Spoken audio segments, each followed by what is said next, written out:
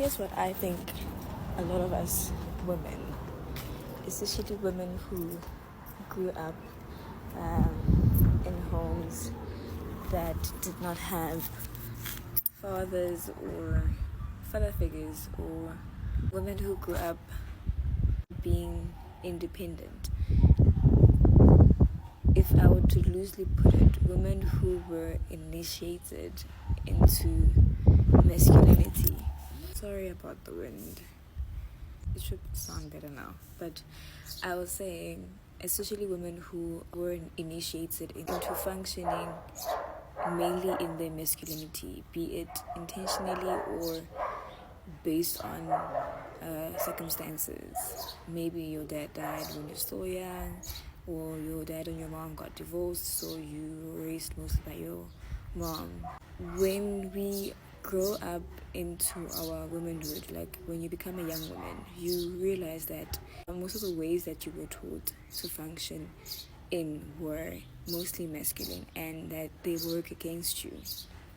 They do not it's not the best way in which you can function. And so we looking into other people who have successfully tapped into their femininity, who have transitioned from functioning in their masculinity to mostly functioning in their femininity. We look into that and we desire that, and this is what we tend to forget. The same way you were initiated into functioning mostly in your masculinity is the same way that you would have to work back or be initiated into or learn how to function in your femininity. It's not automatic.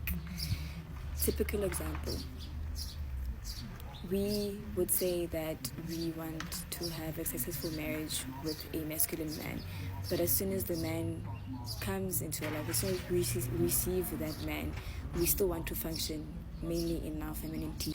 I spoke about this in one of the other videos, that we tend to want things and not consider what they come with. You wanting a masculine man, you would have to learn how to give up. Not really give up completely, but like learn to function more in your femininity. If that's not done, there's often like friction, because now it's like there's a struggle of power. And yeah, that's what we have to learn. We have to learn ways in which promote us functioning at our best, and let go of some of the things that we were taught, or some of the ways we were taught to function in, if that makes sense. I've had to learn this the hard way, but you're welcome.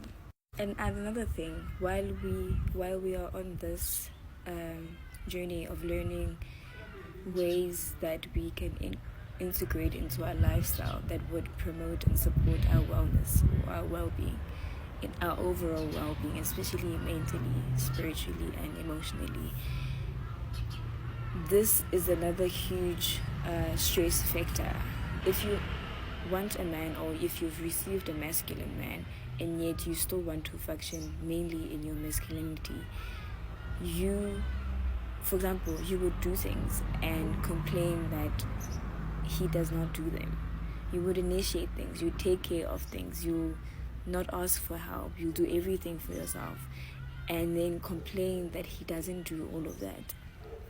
Like, you say you want that, but you did not create space and a platform for that person to do all those things, to play that role, and that in turn stresses you while you're stressing him too.